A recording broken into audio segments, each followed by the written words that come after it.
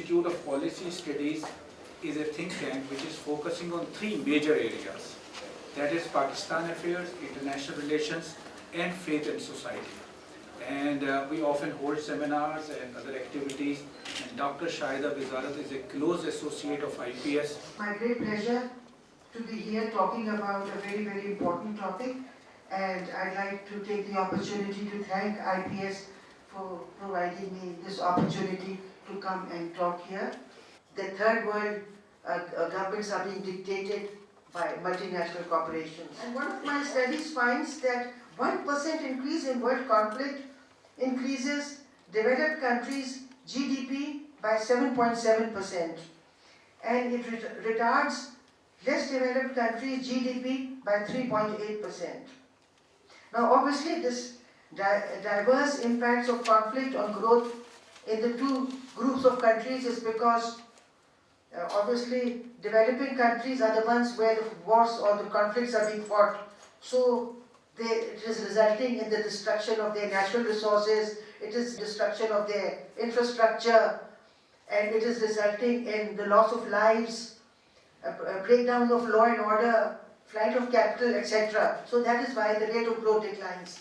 And in the developed countries, the rate of growth is increasing because the wars are not being fought in those countries. When conflicts increase, there is increase in demand for armaments. So all the arms producing countries are benefiting in terms of increase in their gross domestic products, because gross domestic products are a very important component of the GDP in the rich countries.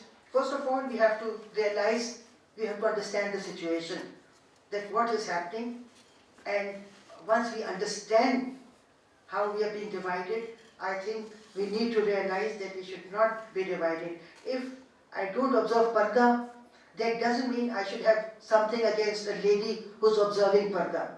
We must be ready to sacrifice private benefits for social benefits. A lot of times the problem with us is that we need a lot of money, we need more than we have.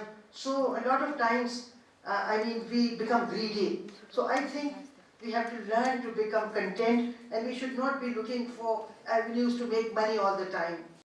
Syllabus relevant होना चाहिए.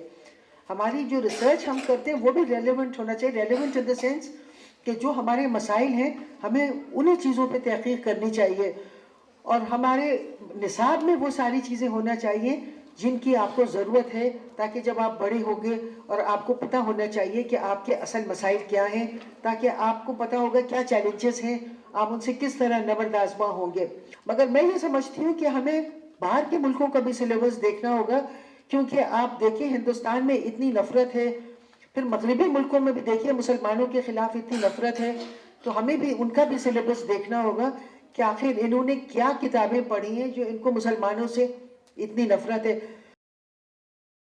I try to discuss the situation in order to do some brainstorming why we are faced with this sort of a situation. We have gold, we have copper, we have coal, we have gas, oil, lot of minerals, onyx, etc. But in spite of that, we suffer from the resource curse. Resource curse means that a country which is endowed with natural resources, but whose performance is not very good, in the sense that either the rate of growth is low. Everybody wants to earn more. Obviously it's understandable, you have to make your life better, but the idea is that you have to do relevant research. You must try and do research which your country deals. I have divided these challenges into three groups. Broadly three. The first one is the challenge coming from globalization. The second one is the challenge coming from militarization. And the third one is the challenge on account of the limits to growth rate. I think for globalization to be effective, it's important that globalization, along with governance, the kind of governance that the country has, is a very important factor that will make globalization successful. And out of the total world population of 6 billion, only 1.8 billion people can afford goods and services available on global markets. If you look at these developing countries, especially Muslim countries, it looks like that they're standing in a queue.